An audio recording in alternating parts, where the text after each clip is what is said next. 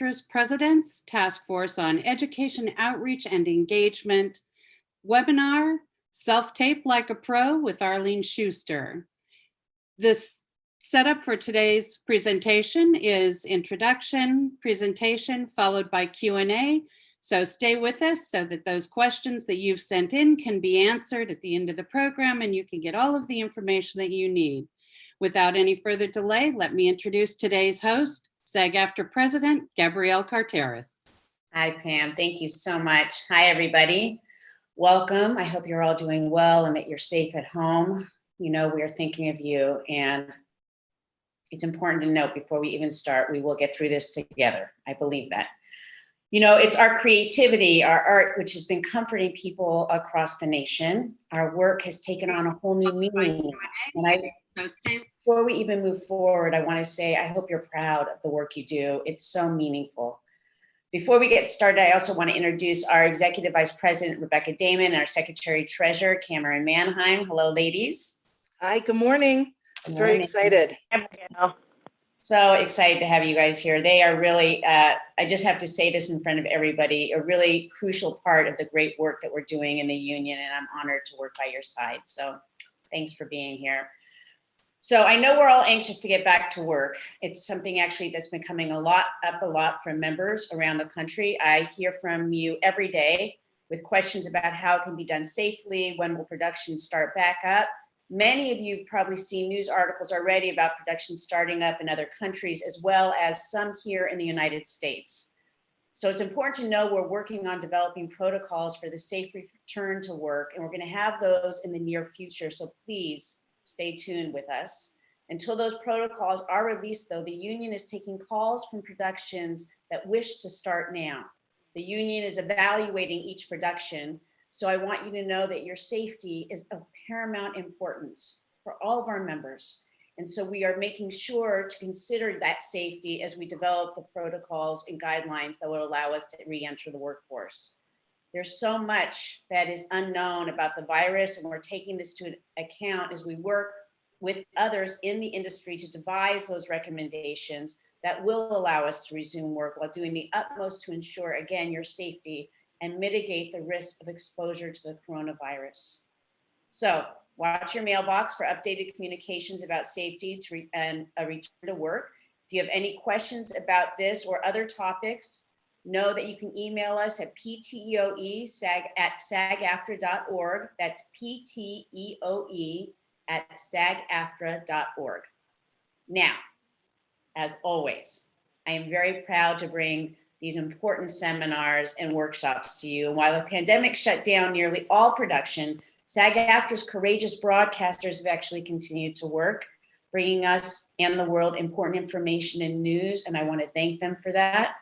There's also been work continuing through new shooting techniques and in-home studios, mostly voiceover audiobooks, animation. There's some commercials and video games, and more production is going to be starting up soon. So there is no better time to host this seminar and our special guest. The pandemic has changed the way casting is done, at least for now. And today's guest is going to tell us about some of those changes and give us a great insider tips on how to navigate the new way of casting as we continue to showcase our talents. So with that, I want to introduce our presenter, Casting Director Arlene Schuster. Arlene is the founder of ASG Casting, Inc. It's a full-service casting company for commercials, television, web-based, and new media content. She studied at NYU and has more than 2,000 credits to her name. And after graduating NYU, she worked with Delilah Films, a female-owned music books and rock documentary company. She also worked production in New York before moving to LA and launching her own business. At ASG, she started a teaching collective with her business partner called Camera Right, Stage Left, very clever. And she continues to mentor actors and those wishing to become casting directors. From lighting and sound to framing the perfect shot to insider tips and what casting directors are looking for, Arlene's going to walk us step by step through everything we need to know to self-tape like a pro. We need you, Arlene. Friends, please welcome Arlene Schuster. Thank you, Arlene, for being here. Thank you, Gabrielle. Wow, that sounded amazing. Yeah, Gary, you sound so, you didn't even know how great you sounded. I Yeah, have I to was say, like, oh yeah, right, I did do that. members are very excited about what you're going to be presenting today. We actually do need you more now than ever before because the nature of our work feels different, and we know it's not going to be that, it's a new normal for us right now, and we need that guidance. So thank you for being here. My pleasure. And yeah, it's a new normal for all of us. And it was nice to hear you talking about the safety of actors, as well as I know the whole industry is working on making sure that we all stay safe. And I'm really happy to be doing this because I know there's a lot of confusion and concern between shooting in your home and doing an audition self-tape, which are two entirely different birds they're entirely different, however that saying goes. So I'd love to start with the presentation of how to work on doing a successful self-tape. And we will start our presentation here. I'm a little nervous, everyone, not being an actor. It takes me a couple minutes to kind of calm down here. If I go too fast at the end, we'll be doing questions. So please feel free to, as Gabrielle said, I think questions are coming in later. So anyway, today on the agenda, we will cover your home studio, the video quality of that self-tape, your performance, and then your submission. And these are the four areas that you have to be concerned about. Again, this is an audition tape, and the silver lining of this, I always like to try and find the silver linings. You are for the first time seeing in your self-tapes what our clients and what we see in the studio, what we're looking at through our monitors. You have the same view we have. So really, you actually have the ability to do a better audition now than you do in the room. You can't walk away and say, oh, I could have done a better job. You have the opportunity to do a better job at home and do it as many times as you need to. So we'll go ahead and start the next frame, which I kind of just went over. Anyone can have a good studio at home, whether you're in a small studio apartment or a larger home. There are so many different ways that you can put your backdrop up. If you don't have a flat wall, we'll go through that further on in the presentation. There are just very specific, there's specific equipment or quality, I should say quality, that you have to make your home studio work. And that includes sound, performance, and lighting, mainly. But we'll go through more of that as we move on. You can change screens. This is the first time I've ever done a PowerPoint presentation live on Zoom. So thanks for being patient with me. Yeah. Okay, this is important to remember. If you're using your phone, try and use, you're going to want to try and get the best quality you can across the board. It doesn't mean going out and spending hundreds of dollars on equipment. It means making sure that you use the best quality of what you have. So if you're choosing to shoot with your phone, as we all know, selfies are not, the quality is not as good as if someone else is shooting you from the other side of the phone. So always make sure to shoot from the backside of the phone, and always use a tripod. Handheld is not going to be the best quality at all. There's too much shaking that takes place. And also an actor shouldn't feel like that's what they're focusing on. You should be focusing on the performance. So you want to try and make sure everything else is taken care of so you can have the best performance possible. Next slide, please. All right, so we'll go ahead and talk about a backdrop. Again, there are so many different types, and in today's climate, none of us have paychecks coming in. So the last thing we want to do is spend a lot of money on our home studios. And for that reason, you can use anything from a blank wall to a sheet, make sure it's ironed if you're using it, to a seamless if you happen to have that much space, or a collapsible backdrop.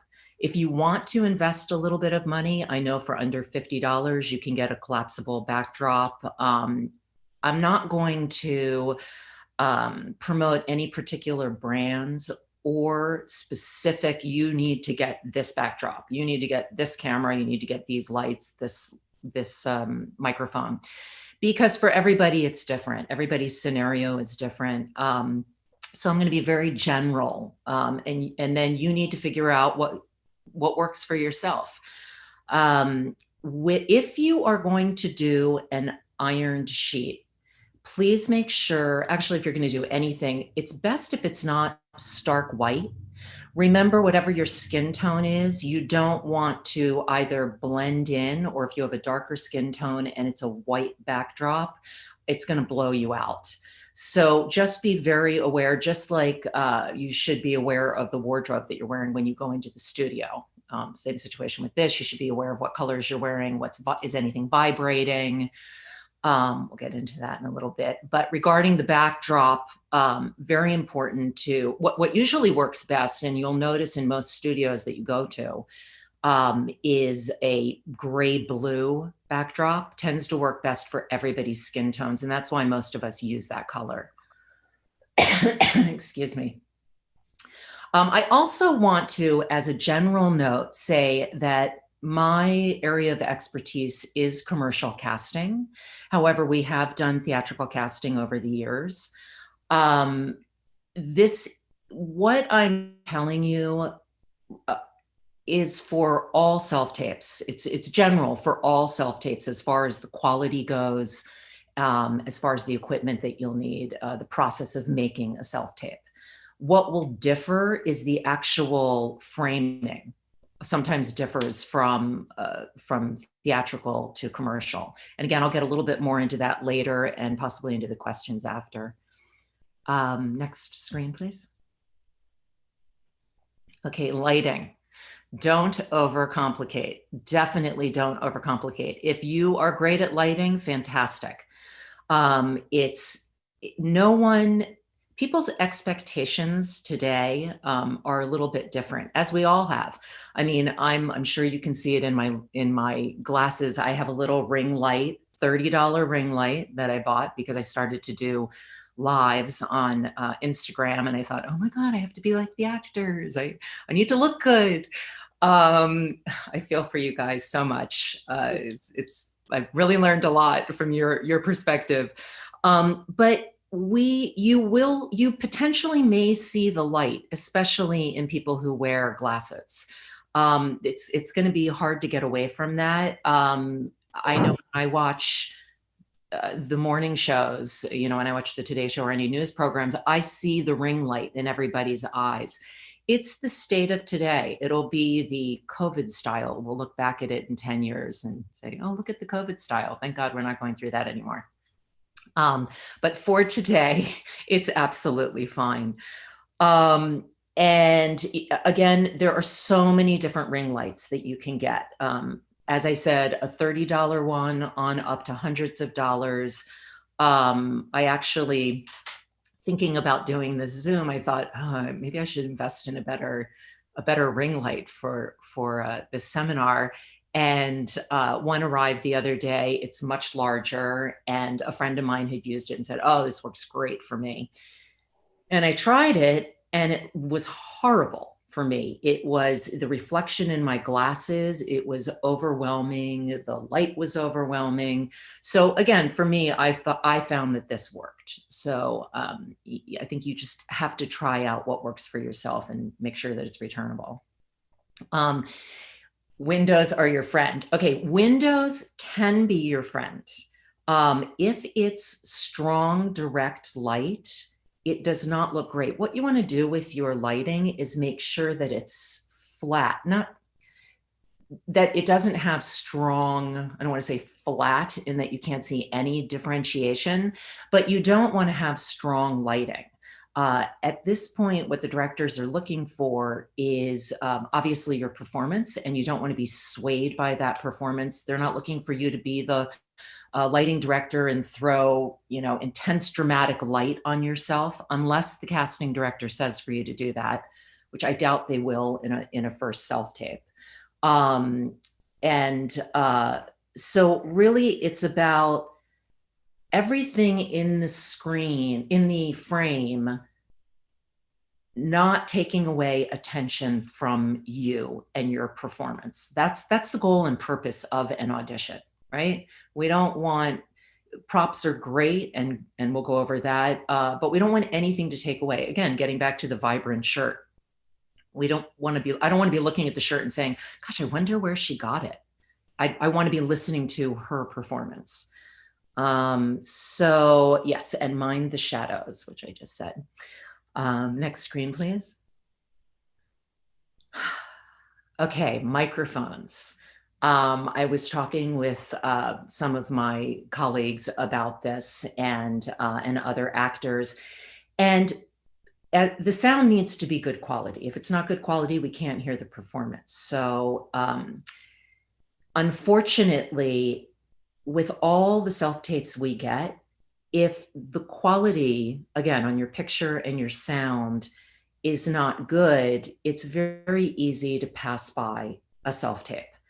And it's easy enough to make those things work. So I think that it also shows, subconsciously, it shows the director, it certainly shows the casting director, that you care enough about your performance and about your work and your work ethic when you get on set, that you are willing to go the extra mile and make sure that, simple, but that your tape looks good and is watchable, basically. You can, so I can get more into that at the end. One thing that really helps is a lavalier mic, especially if you're living with a lot of other people or there's a lot of street noise, construction going on, gardeners, whatever the situation is. Lavaliers help. It's okay if we see it. It's okay if we don't see it either, whichever works for you. It's just about getting the sound quality up. If you have other sources for the sound, if it's just collecting it from your phone and that sounds good, great. Again, you record, you listen to your recording, what worked, what didn't work. Oh, you forgot you had turned the washing machine on and the dishwasher, and so you better not record during that time period. The kid next door in your apartment is rehearsing his piano lessons. So think about all of these things when you are recording. And again, if the recording doesn't work, you can go back and do it again. Readers. Okay, there were a lot of questions about this, and I've had questions in the past on the lives regarding this. There are so many different ways to do readers, and we'll get more into this during the question and answer period with Gabrielle. But with the sound, the audio of a reader, most important that it is much quieter than you are. That we don't care how the reader sounds. If you can, think about it when you're in the studio, who is the reader with you? Usually on a commercial audition, it's the camera operator, the session runner. They're not always actors, and they're certainly not reading it to you. They're not giving you a great read. The point is for you to be able to have some sort of beat so that you can do your part. But again, the important thing with this is making sure that your voice is louder than the reader's. So if you're recording from your computer or your phone, and that's where your reader is coming through, you're going to have to adjust things. We'll talk more about that later on. We can go to the next page. Excuse me. Yes, so I've said this, the quality of your video is your first impression. It is the impression that immediately you don't have to worry about, the director isn't taking, or the ad agency creatives aren't taking that extra moment of, oh, I don't know, maybe they'll be easy to work with. We know right away that stuff they can be calm, because remember, this is new for them, especially if we continue to do this remote production during this time period. They're going to have, and with safety measures, they are going to have very strict rules as to how many people can be on set, how we do the callbacks. At this point, there are no film permits being given, I don't believe, in Los Angeles. So you have to do remote commercials in the actor's home. So for them, for their anxiety level to go down and say, okay, I know I've got it covered with my actor. He can act, he or she can act. I've got a union gig going on. I'm not going to be concerned about that. I feel like with everything they've sent that they're confident and they can understand the directions I'm going to give them on the shoot day, should they be booked, with any equipment we might send.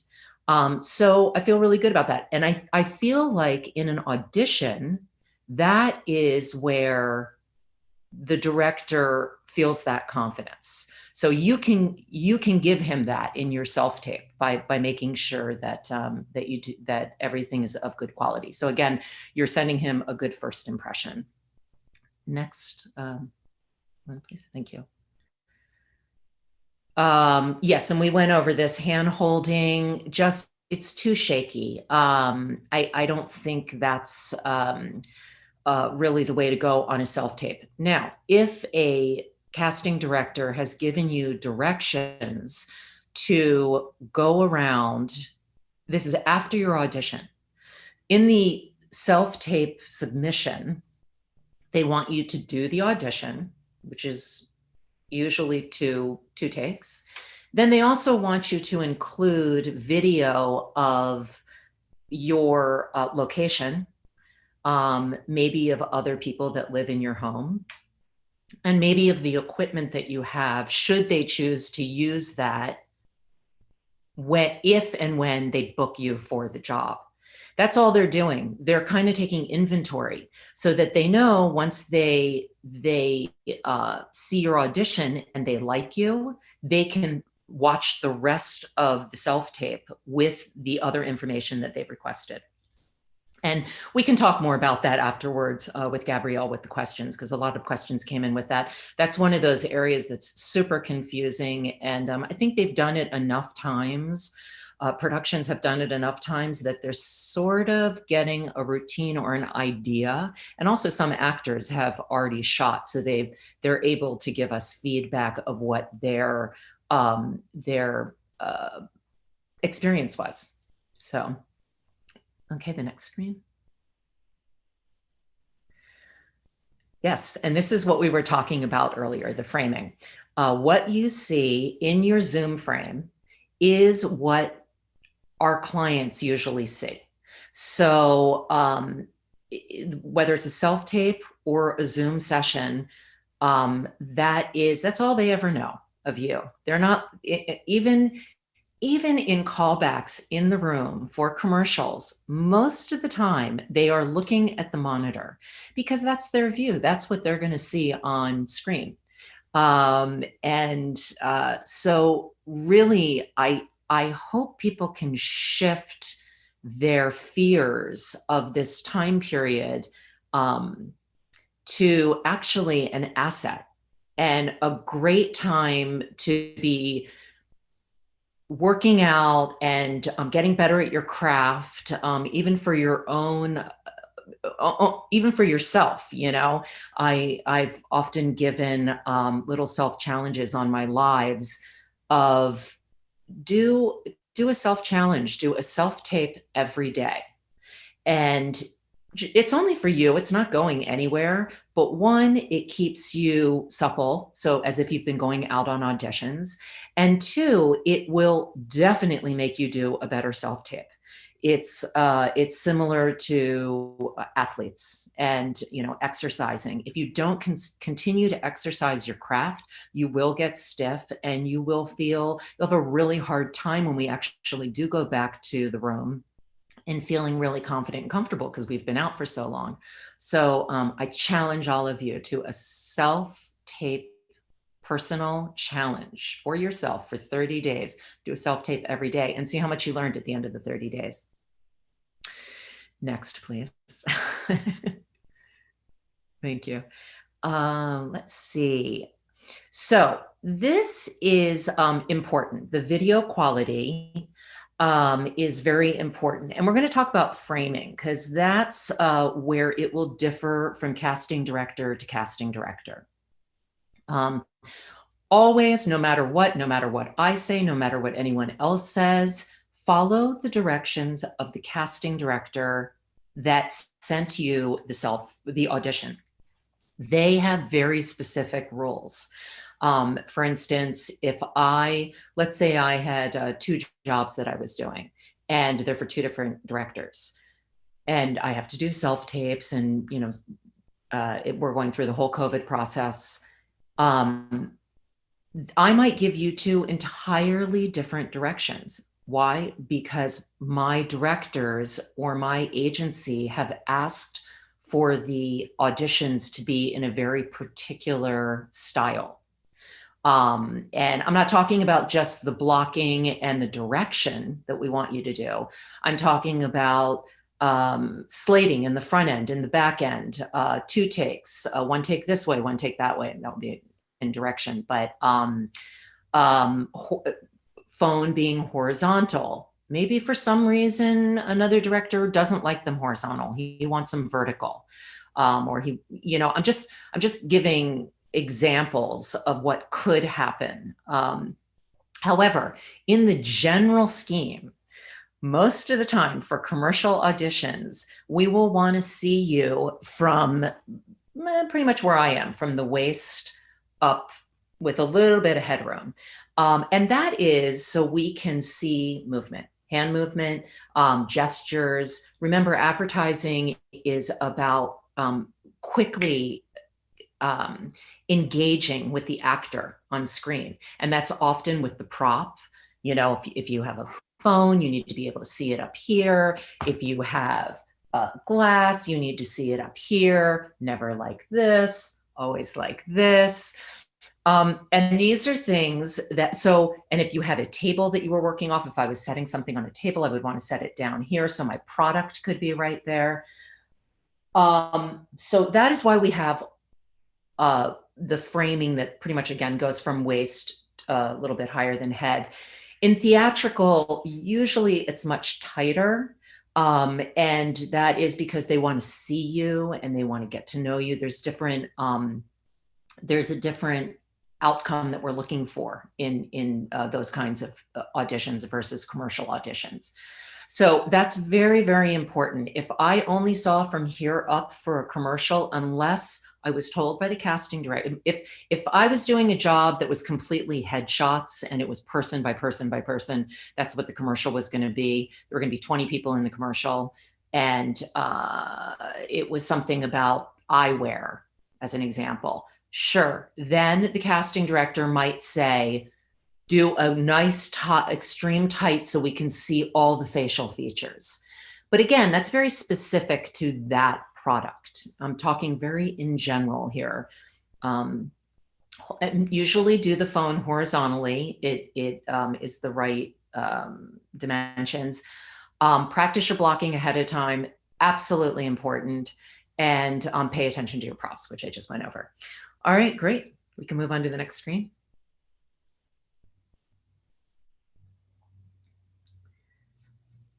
Can we move on? Yeah, thank you. And I just said this, and I'll repeat it again. Always, always follow the casting director's directions.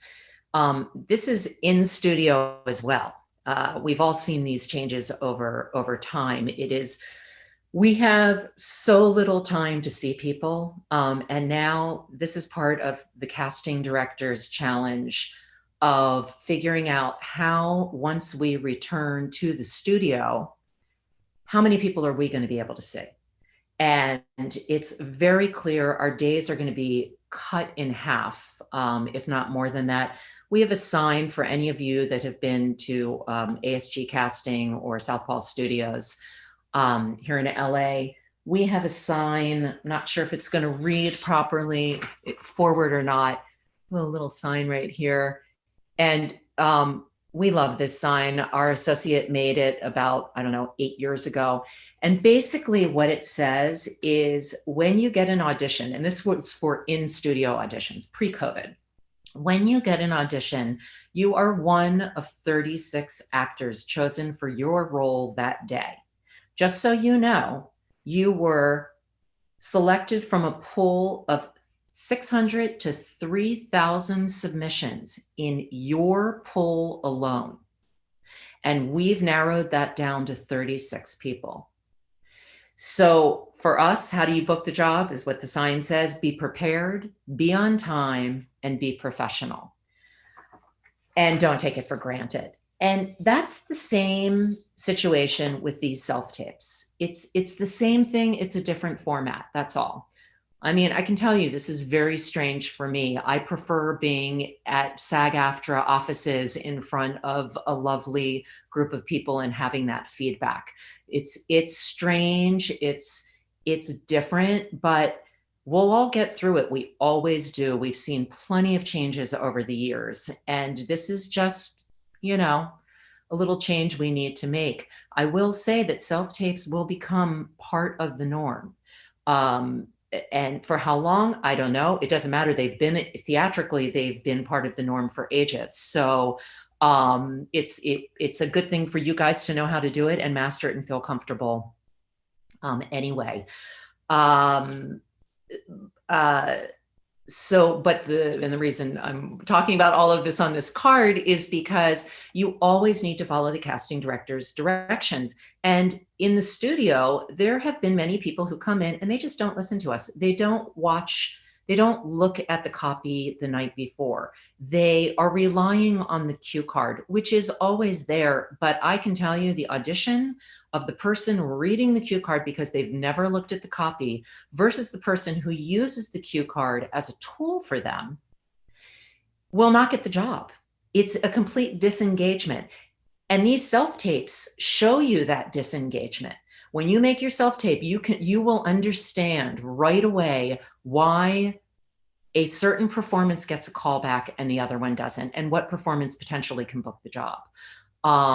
So really keep that in mind. You know, chances are all of you watching this are, you know, really good actors who have gone in, either you just got your SAG-AFTRA card or you've had it for 40 years. Either way, you all can make good self-tapes and make them engaging. But you must listen to the casting director's information, her direction, his or her direction. So that if you walk away with anything, and in every decision you're making when you're making your self-tape, make sure you are keeping that in mind, because at the end, if after you send it, you haven't sent it the way that they wanted you to, you didn't shoot it the way they wanted you to, and then there was one thing, oh yeah, I didn't emphasize the name of the product the way they asked. Oh, I'm sure it's okay. I'll change it in callbacks. Not going to happen. It's just not going to happen. You have to listen to the directions. Okay, I'm ready for the next screen. Thank you. And this comes down to the performance I was just talking about. Do your homework. That's even, please, please, please, when we go back into the studio, please do your homework. We will need to prove to our clients that we called in the best actors, those few best actors that we could call in, because they did their homework. You should always dress for the part. In your self-tape, also dress for the part. Well, I'm going to go back for a second on the homework. And it comes down to the product. Again, we're talking about advertising. Make sure that you look up how to pronounce the name of the product. What kind of advertising have they been doing? Do they tend to be a little, if it's comedy, is it quirky? Is it understated? Do your homework. Again, dress for the part. If they're calling for a nurse, wear something that feels like, you know, you may not have scrubs at home, and that's totally fine, but maybe you have a blue top, a button down, or a t-shirt, so that you can look the part of a nurse. Make sure you wear your hair the way a nurse would wear it. If you have a mask, that's a great prop to have on you these days. What's going to happen? This is something while we're at home, while we're in COVID land, to think about, and that is getting your own personal prop box and wardrobe together. You will, for instance, an example is a lab coat. Usually studios have lab coats that you can borrow. This would be a time, if those are the characters that you often play, that is what I would have in your wardrobe. I would make sure that you had t-shirts. If you're someone who would work at a fast food restaurant, fast food place, have red and blue, things for Coke, Pepsi, McDonald's, Burger King, Best Buy, Walmart, all those colors. You can, from Old Navy, you can order t-shirts that are in blue, gray, don't do white. I mean, you can do white, but it's not great for auditioning. Cream is okay. Think about the products, do your own inventory, and see what roles you think you would be booking and what products fall in that area. And go online and find out, what color does Best Buy use? What color does UPS use? Yeah, so make sure you have your wardrobe, and then make sure your hair is always done appropriate to the character. Are you an earthy yoga person, or are you playing an architect that day? So your hair is going to be maybe curly and, fantastic if you're a yoga, and if you're going to be an architect, it'll be pulled back and clean and edgy, or I don't want to say edgy looking, but contemporary looking. With the personal prop box, and this is super important, and there are classes out there that I would recommend you guys look into for commercials that talk about things like possibly more specific products for self-tapes, but also about specialty, how to really prepare for auditions in the upcoming over the summer and the rest of this year. I highly recommend you take them or educate yourself through this time period. For the prop box, get the props that you think you would normally use in a studio. For instance, a coffee cup. We're not sharing coffee cups anymore. We're not sharing, well, we never shared straws, but you want to have your own straws. I don't even know if the casting directors will have straws for you to take. We don't want people touching things.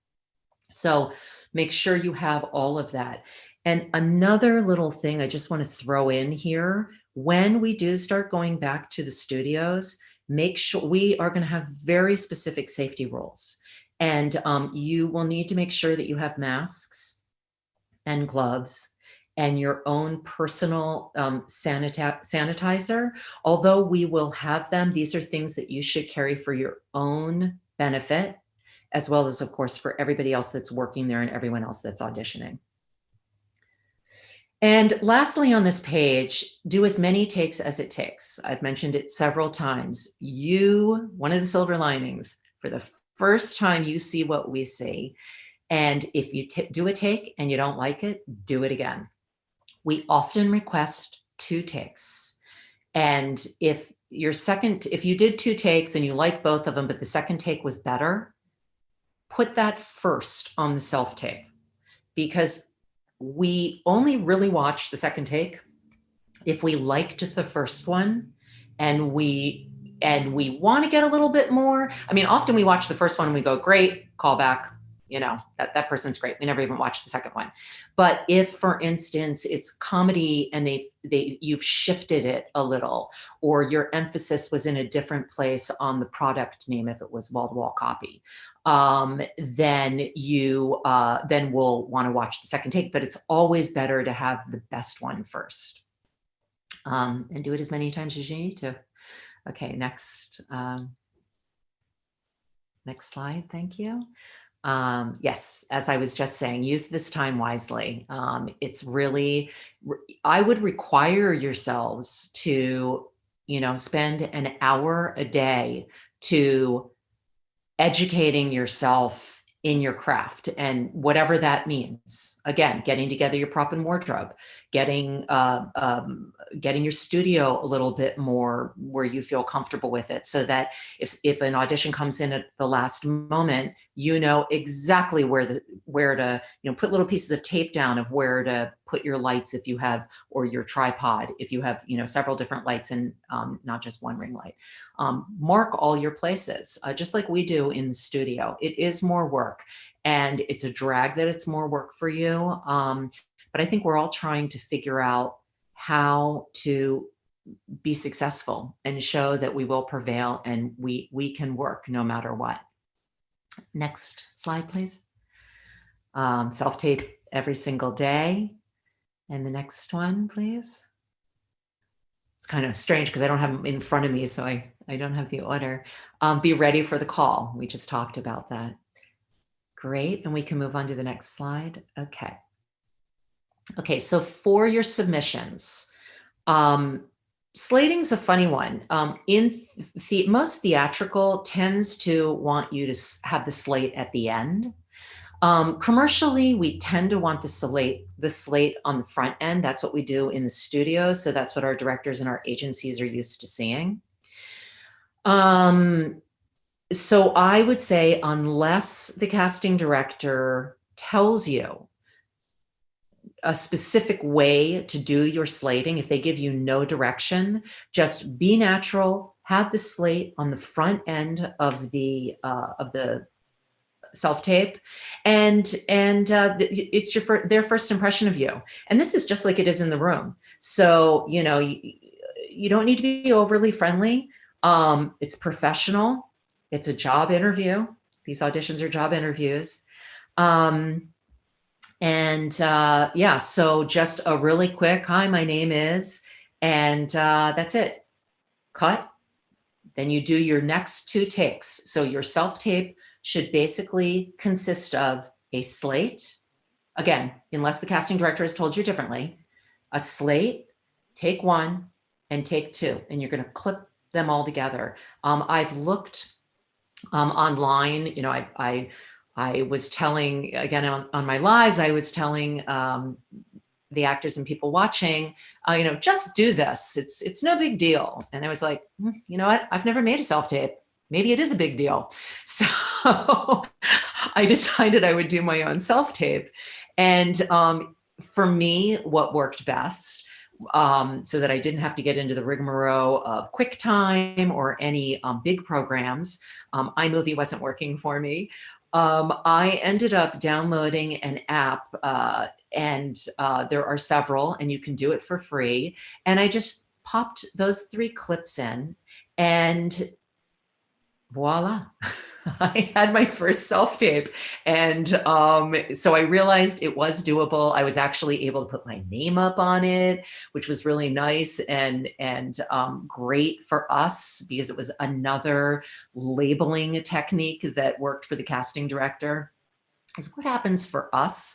And I personally have not had a job yet during this period of time. However, many of my colleagues, not many, a few, okay, let me call it what it is. A few of my colleagues have had a job or 2 here and there. And we all, I'm a member of the CCDA, which is the Commercial Casting Directors Association. And we often get together and talk about the challenges that we are facing now and will be facing, just like how SAG-AFTRA does. And actually, we've had meetings with Lori Hunt and Beth Haynes and several other SAG-AFTRA employees that are helping us navigate through the commercial world. There's been really, really great feedback and conversations between the 2 organizations, which has been wonderful.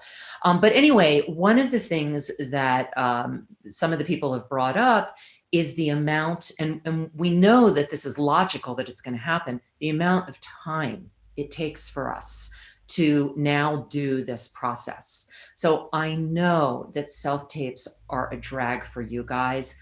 Our job is a drag for us too, but we just have to make our way through it.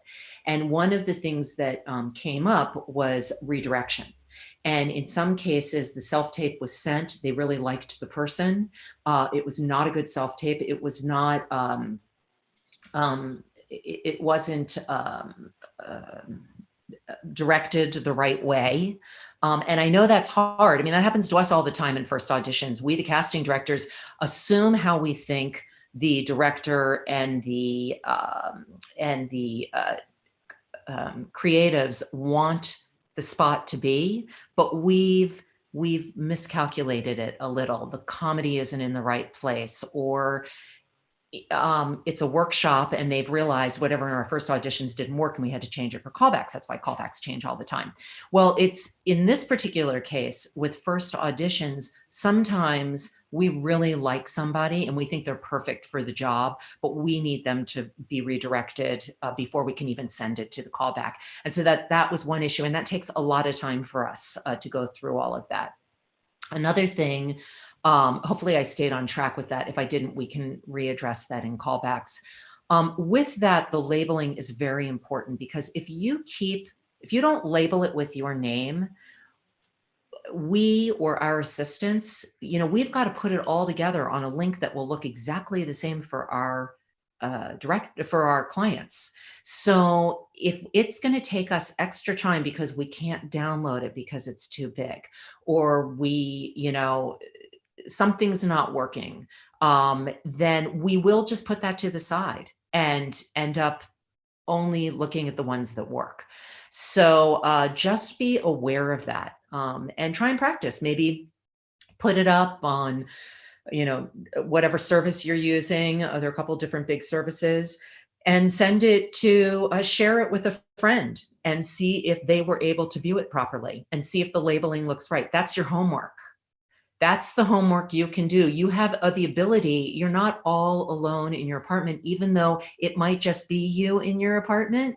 You have other people you can reach out to. It's like, what did they call it on the game show? Call your lifeline. So this is a great time to have a couple lifelines. Okay, great. Next slide, or next, yeah. So a couple of the submission companies that work well, that people have been using, are WeTransfer, Dropbox, G Drive. They all work, but it is very, very, very important that you turn off all the permissions, because sometimes we're going in through a different email address. So turn off the permissions. Do not require a password. Those are all extra steps that we have to do, and it makes our job one step difficult, which makes us a little, have a little bit of an anger towards that particular self-tape. Make sure that the link doesn't expire. And the reason for this is because what if we don't know when we're coming back to work. And so what if our client needs to look at it again? They want to be able to get to that link. And the other thing is, if you're shooting on your phone, send it directly from your phone, upload it from your phone. Do not send it to an email address and then send it to somewhere else, because I'm not a tech genius here, but it does get all kind of funky along the way. So next one. Oh, that's it. You guys, thank you so much for listening. I hope this was educational, and you're clearly putting your 2 hours in today of education towards your craft. Well, Arlene, first of all, thank you. I have to tell you, members are so excited. I said that earlier, but this has really been so illuminating. As you were speaking earlier on, and you said to get the ring light, I was like, oh my God, I got to get my ring light. So anyway, it was really helpful. Okay. Oh, pardon me? Does it look okay? Yeah, it looks great. You look good. It's the glass thing too. You're right. The glass thing, it drives me nuts. Yeah.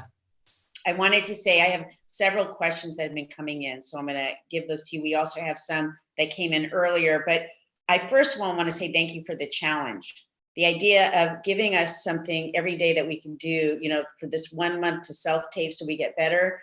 Great advice, because it's true. We get better and better each day as we do it. And it helps us to exercise our craft. So thank you.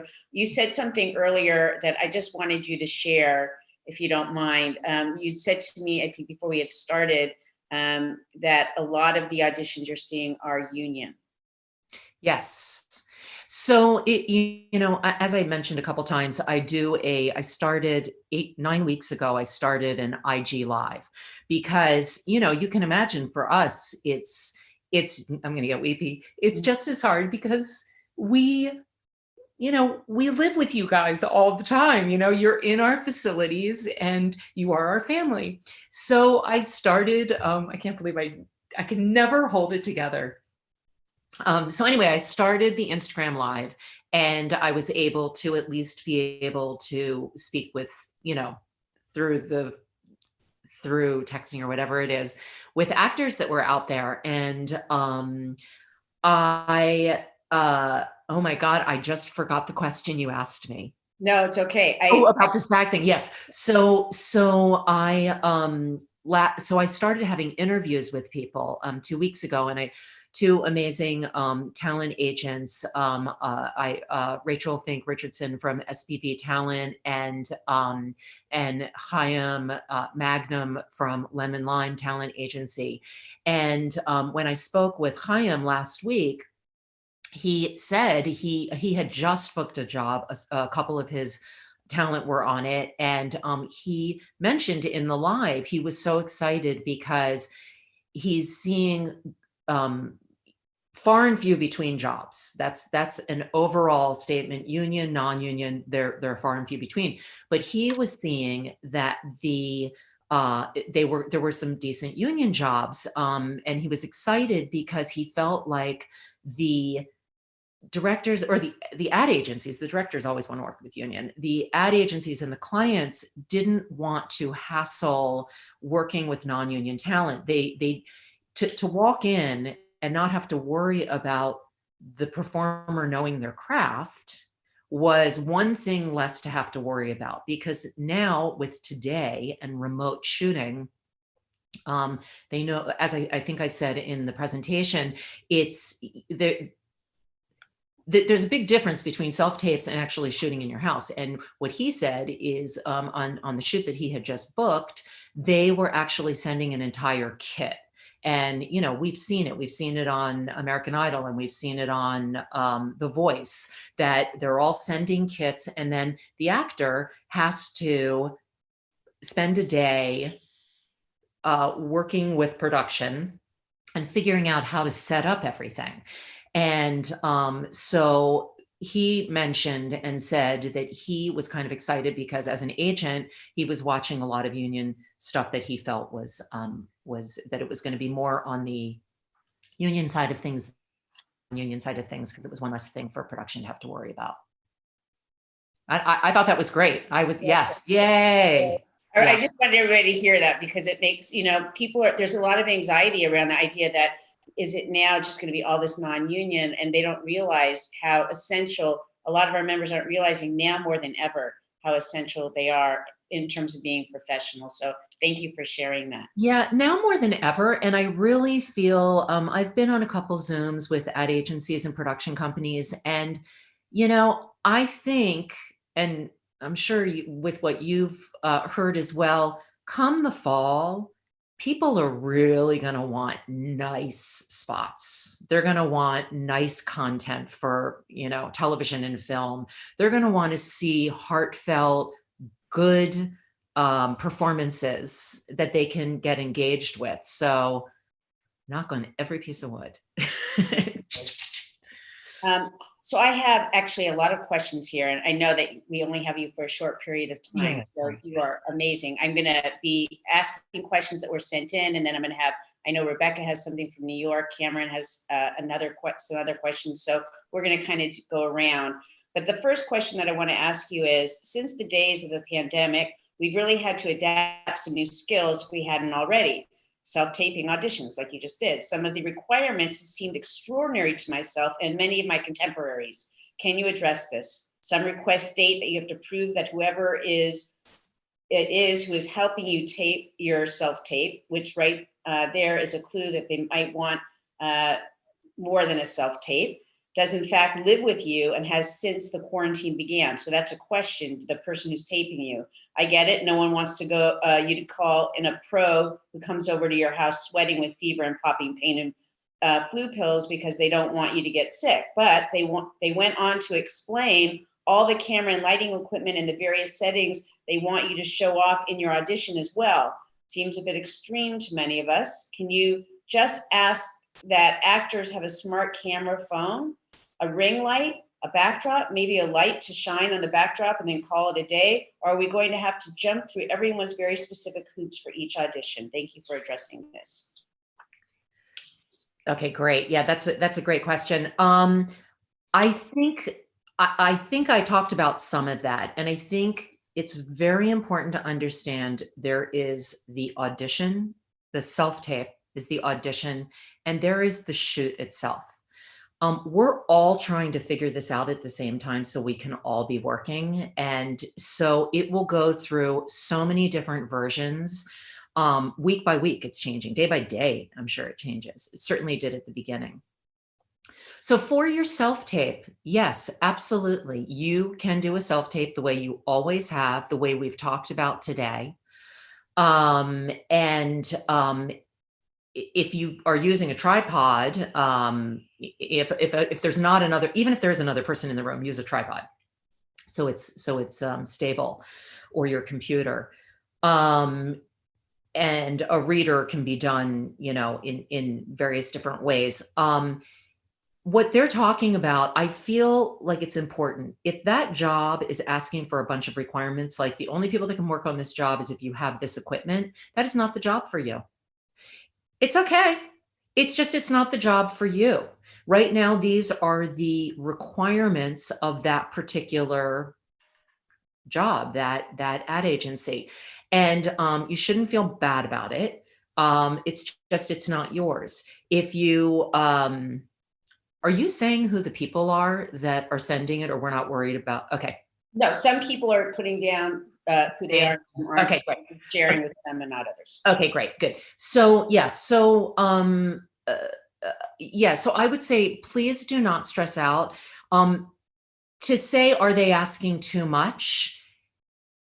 No, they're not asking too much. They're asking what their requirements are. And that's the thing about every single job. If the reason things go non-union is because they don't want to follow the requirements of the union. They can't afford it. They want to do different, their labor. They don't want to follow the working conditions and labor laws, so that's why they choose non-union. In this particular case, the production is going, I don't know that job, but my assumption is if they were asking all of that, one, they wanted to see if there was any or what they needed to send. If they were in a position where they couldn't send it because that's not what their budget allowed, they were trying to find people who maybe, such as people who have DPs or cinematographers in their home with them. At the beginning, that's what they were really trying to find, because they knew the equipment was there and they didn't know what the rules were regarding what if we send equipment and are there legal ramifications if, God forbid, there's, a COVID spit on it. I mean, I don't know, Gabrielle, because you deal with this all the time. There are so many different rules and regulations between OSHA and just safety. So we're also, go on. No, I was going to say, go on. No, we're also finding that actually some of them are asking for things that it's not necessarily because they don't have the money. They just are interested in that. And we've actually, as a union, said you could actually bargain beyond just what the audition is. And that's something that people have done successfully. We freely bargain those extra things. A lot of that sometimes comes from a different jurisdiction anyway. So we want to make sure to respect it. But you're right. Sometimes it's like you're saying, it's a money issue, but other times it's just because they're looking for a certain quality and we're recommending go for it. You can always bargain for it. Exactly. And I will say, just like what you just said, at the way beginning, when we were all talking, that was one of my questions. We're talking about the actors putting a lot more time in, a lot more responsibility in this whole process. And I feel like, the unions have really been on top of talking with everybody. And I also felt like in private closed meetings, no one wants to take advantage, that they really do understand what everyone's challenges are. And and to keep that in mind, it's no one trying to use you. Yeah. That's so good because, people do, when you're isolated, you can get a little anxious. Feels like it. I Yeah. want to actually ask Rebecca, I know that you had a question in New York. So if you'd like to ask that question, that would be great. Yeah, one of the questions, and it's definitely applicable to New Yorkers, but it's anybody that has a small or challenged space. If you're in a very small, and I know you know this from having been a New Yorker, in a small New York City apartment that's crowded, you don't have the blank walls, you might not even have the room for that 3/4 shot. Are there things or adjustments that you might make? Should you just, somebody said to us, should we just wait until the pandemic is over, but they still want to participate? They're up in their game. They're doing all that. What do you suggest for folks that are in those kinds of situations? Yeah, I would say no, don't wait for the pandemic to be over. They are not discounted, and we all love our little studio apartments in New York. We do. Many of them with very little space. So I think the best thing would be to use something like a sheet, or something, and figure out a way to be able to either rig it with something coming down from the ceiling, or like a drape rod, depending on what the space is like. And figuring out, and this is again with the self-tape challenge, figuring out what corner or space in your apartment is usable. Is it, if you have like a kitchenette, or if you have like a little closet kitchen, maybe putting a drape up right there, and there's enough shooting space to get this much. It is what it is. We all know that we're having these challenges, but I understand because, either the bed's in the shot, or the TV's in the shot, or, the chair, whatever it is, see what you can use. But I would definitely say in that challenge, do it all your different angles and see what works. Thank you for that. That's great. Cameron, you had a question. Hi, I had a question. Thank you so much, Arlene. This has been great, about redirection. Since we don't have the benefit of coming in to your office now and getting kind of instantaneous redirection and doing a better take for you that the directors want and the producers want, is it possible for you to give more direction to us before we self-tape? Sometimes I just get sides and I don't really know the tone, the gist, what you want. And so then you're going to require us to do it again after we get a note. It would be so much better for us if we could just have some notes up front of what you're looking for, so we might be able to get it in our first time out. Yeah, totally. That's the individual casting directors and the information that they're given.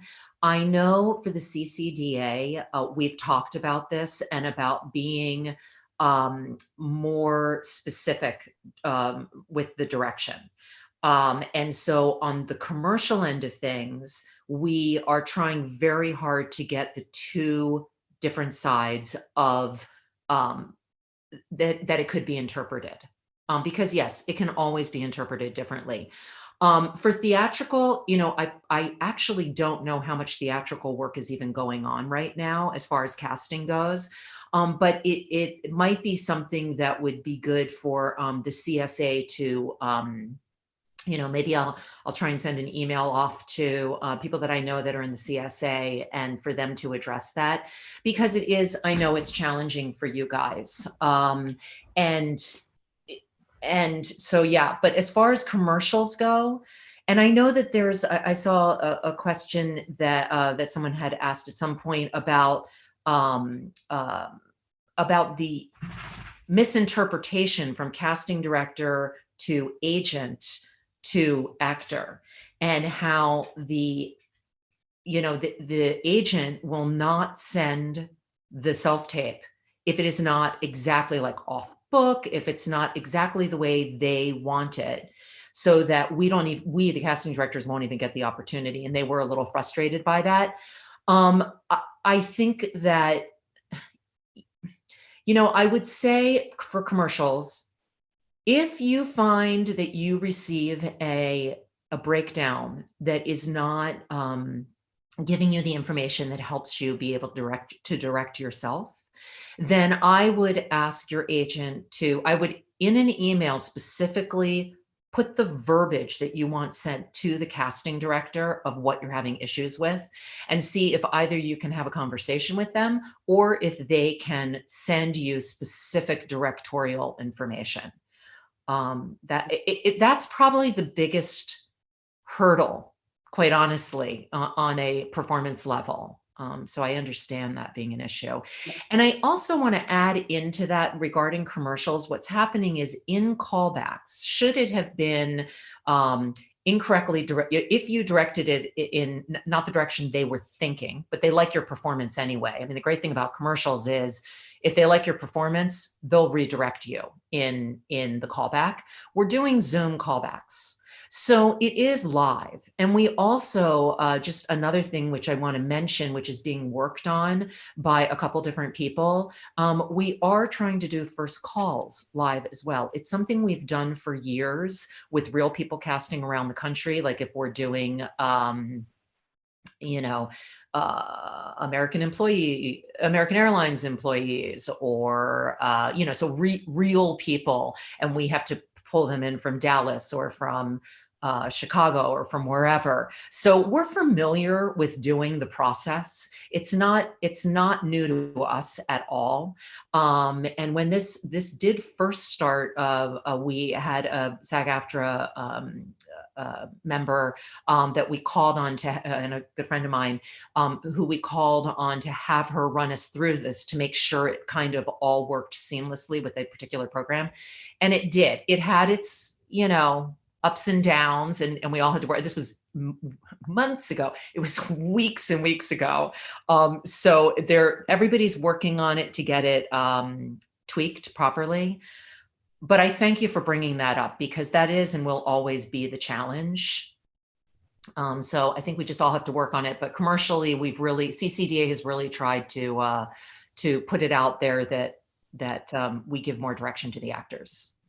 Thank you for that. And thanks for that question, Cam. And I have to say that I love the idea that you're going to also be helping with the apps. There are so many apps out there where people can utilize them. There's Prompt Smart. I just want to say this for people that will come right up on your camera as you're working. If it's like a talking head and you're wanting to be able to really be fluid, there are different things. So we will get those together for everybody to know and share it.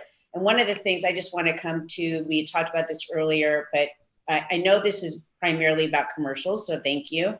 Yeah. But for everybody who's watching, we will be doing something in terms of auditions for on camera, in terms of television as well, aside from commercials, because I know that this is not where Arlene's saying commercials are the focus, and we know that's the first place that work's really coming out. We want to make sure that everybody's prepared. So thank you for that. Yeah, absolutely. And the Zoom. And just a reminder that the equipment itself is not different at all. Right. All of that is the same. Yeah. Which is really important. And people, I want you to know, when you're saying you're trying to do everything by Zoom, members have been talking how much they love that interaction. That's what we miss in the room. So thank you for really working on that. That's actually what has come up before for people, because like I was saying at the front end, how maybe that's what you mean, like how difficult this is instead of being in the room. Yeah. Actors have said it's really hard, because what's so great is when they're in the room, they're getting that energy and that feedback. And yeah, so definitely. Well, and it's helpful to get a little direction when you're on Zoom. At least, again, you're not having to do it through the email, right? We're getting that direction. Yeah.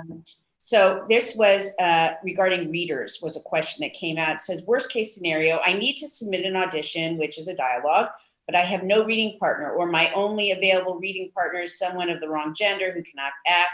Should I read both parts myself? And I think that you kind of answered this before. They don't have to be great readers. So let's say you don't have a reader. Read both parts myself, let my partner read, however bad he or she is, or pass on the audition. I love that question. No matter how bad they are. Yeah, it's the reader is a funny thing. And as Gabrielle was saying, as you were saying, there are apps out there, so many apps. I remember pre-COVID running into an actor who was working on a theatrical read, and he was there was one app he was using where he was recording himself. He was recording the whole thing, and then you delete your part so that you can be reading with yourself, but not on camera. Does that make sense? Right. Do you know what that, have you ever heard of that app? I An have not, app I've like heard that? somebody talk about it. I have not used it. Yeah. So there are different reader apps that you can get. And I think there are ones that are free and they'll just keep popping up. Oh, pay the premium, pay the premium. You're like, no, no, no. And so as far as a reader goes, again, like I said before, you can always pre-record yourself on your computer. You can do it through an app. You can call a friend, call your lifeline, and be FaceTiming them on one thing and recording yourself on another. So there are different ways to do it, or just have a phone call with them, whatever works best. It is always good to have something as long as the reader doesn't take away from your read, as long as it doesn't hurt you, we don't care. We just don't want to hear them, especially if they're bad. I mean, I'm a really bad reader, I have to say. I when they ask me to read in the room, sometimes my directors will just laugh and go, "You read it, Arlene," with them. And it's like, no, I can't do that. Get nervous. I have to tell you, you're great. You've been great at this. So I want to ask you, do you, Kate had asked, do you always focus your sight slightly left or right of the camera lens? Would you ever deliver lines to the camera besides when it's clearly called for? Yeah, I think that this comes down to, again, you should shoot it, see what it looks like to find out where your marking is. In the room, we put markers up everywhere, right? We're always telling you, oh, look at the corner, because we're watching our framing. And that's why we're like, well, look here. And then we're like, oh, great. We love your eyes right there. So this is going to be our spot. And we tape it right there. So I would say, yes, unless it's called for to look in the camera, find that other angle. Is that angle a person walking in the room? Well, they're not over here walking in the room. You've got to find what looks natural. Is the person that you're talking to that's across the table from you, where exactly should their eyes be? Again, this is a place where you get to see for the first time what our session runners that we love so much, we're doing it 72 times a day, trying to get the best auditions out of you. Now it's your chance to see. And maybe when you go in the room, you'll understand, you'll be able to navigate yourself better when they're giving you direction, because you'll understand what it means and why they're asking. It's not just a stupid reason. The other thing I want to mention, which I think might be a part of this, is if it's a two-person scene, how do you shoot that, right? Because they're not next to you. So you'll notice a lot of times when we're in the studio, we do shot reverse shots, or they do it when you're working on set. And so you just have to treat it like a shot reverse shot. And we're shooting over the shoulder of the person over there, right? We're shooting you. That's exactly what you're seeing. And so you're not at a disadvantage when you're in a two-person scene, not being in the scene with them. It's actually a little advantageous, because it's hard sometimes when we're in the room and, the directors will tell us how they want us to do callbacks. And sometimes they're like, okay, let's have the two of them talking together, and or they'll tell us to do that on the first audition. And I'm just like, can we not reverse shot? Because I won't be able to see them. They're going to be like this the whole time. It doesn't work for us in the studio.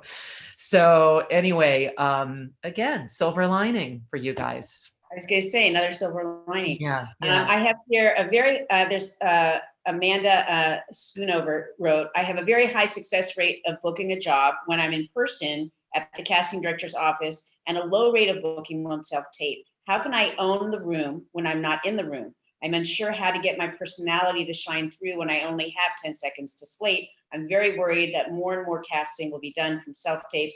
I don't want to be left in the dust. Please help. Okay, I just thought of this. I had seen that question before, and it's a great question. This is exactly what I went through today, right?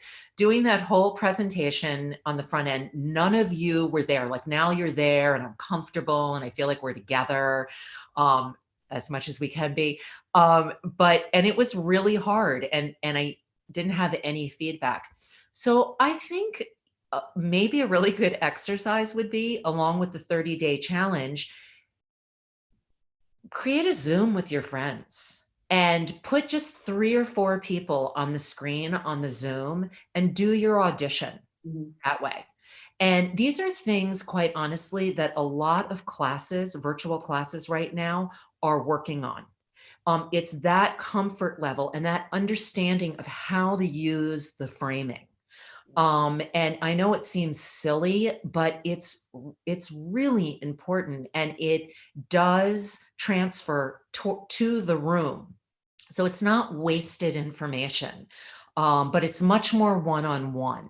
Obviously, the things I'm doing are very general ideas, and if they work for you, great. But if you feel like you need more help, I really feel like there are so many people out there that are giving their help these days, including, I know a lot of questions have come through, and we've stayed very general with products, but including there are people who have businesses of strictly doing self-tapes. And way at the beginning, when I did the first live, I had a couple people reach out to me, and with their clients that they work with, one person in particular, with her clients, she had sent them a tape at the an email at the first or second week of shelter in place, and with exactly the equipment that she was recommending them to buy. And I have no idea, I haven't looked at her site, but if you Google it, you'll be able to find her. She's a union member, and also does these self-tapes as her other profession. And she may be offering private coaching with this, if it's something that really you need to be handheld with. You know what I mean? Because some people just need that and want that. But I think also what you're suggesting, I mean, because some people might not be able to afford that right now, the idea that you practice with your friends on Zoom, these are really great. Challenge yourself to tape every day. These are exercises, warming up your body. So I think that's great. Thank you for that. Yeah. Another, we're almost coming to the end, and there's a million questions, I'm sorry, but one of the questions was, are casting directors, producer directors required to delete talent video once casting is terminated and talent was not cast? I don't like the idea of my video or image kept by anyone if I was not cast. Right. So we, the casting directors, are usually required by the client or the ad agency that we remove them. We no longer have them, but they do have them because they paid for the session, and they basically own the auditions. They cannot use the auditions for anything because it's against the union rules. So you don't need to worry. And in fact, if anything, it's advantageous, because if it's a client who is not planning on doing additional casting for their next round of spots, and they want to look back at this casting session that they did, the only one that loses is us, really, because they go back, they find the people that they now want on this round from the last round of casting.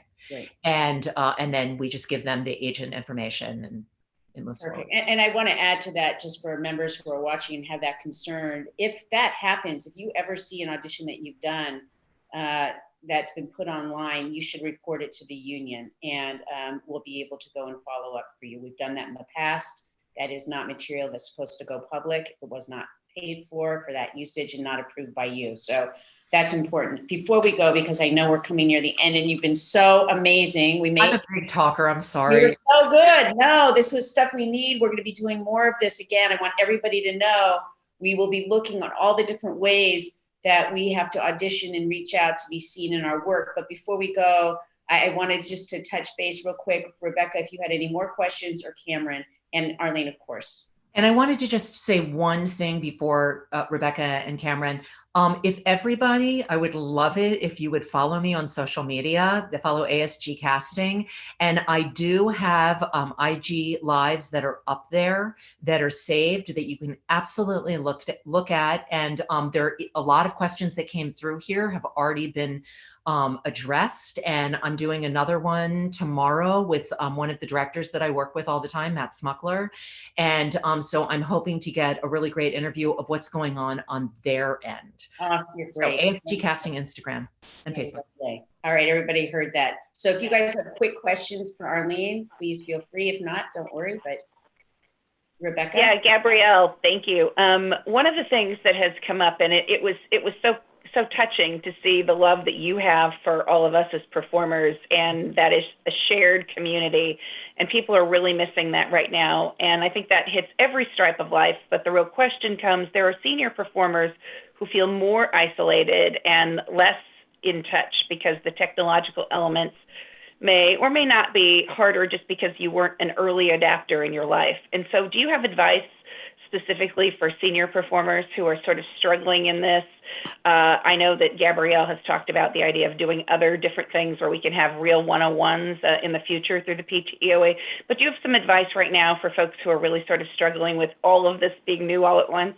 Yeah, it is really challenging, and my heart goes out because it's sometimes sometimes challenging for myself as well.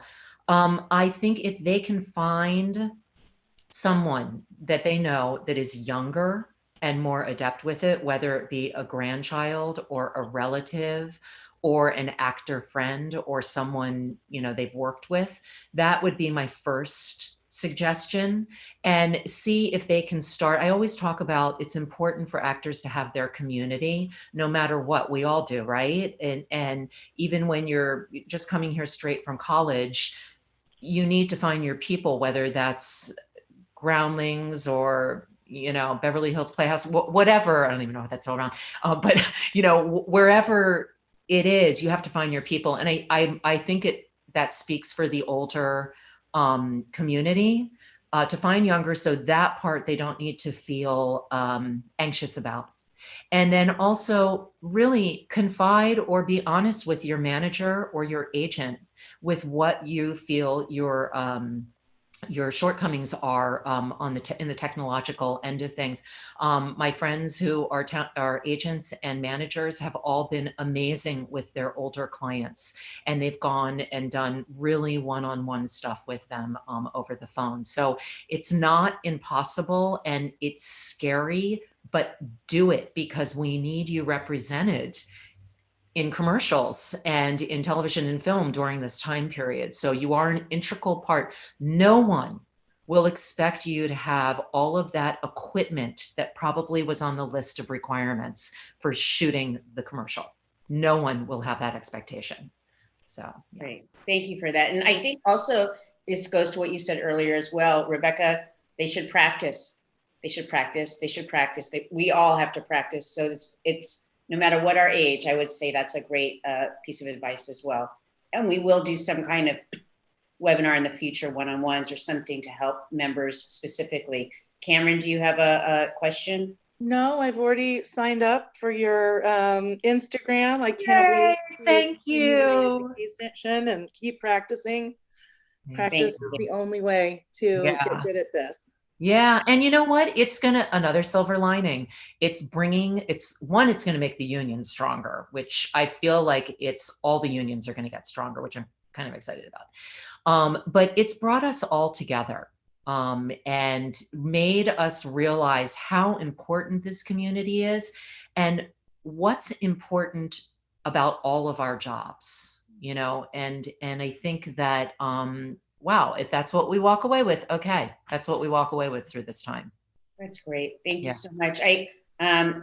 Before we go, I just want to say to everybody, please subscribe to the SAG-AFTRA channel that you're watching right now on YouTube, because we want people to be able to watch. We have a lot of different PTEOE webinars coming up, and we want people to be able to see what you've shared with. Remember to go to PTEOE at SAGAFTRA.org.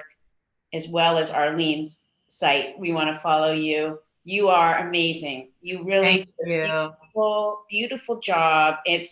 We all need to stand together and help each other. And this was really, thank you, really meaningful. I'm getting texts from people right now how much they appreciate you from all over the country. You did a wonderful job. Would never know that you had been nervous, though you said that a couple of times. Now I'm ready to go for like 2 more hours. I know, right? I'm telling you, practice, practice, practice. Anyway. Exactly. Thank you so much. And I look forward to seeing everybody next time. And take care of yourselves. This is a moment in time. We will be as prepared as possible. We are moving forward. Work will happen and we will be ready. So thank you very much. Take care of yourselves. And thank you, Arlene.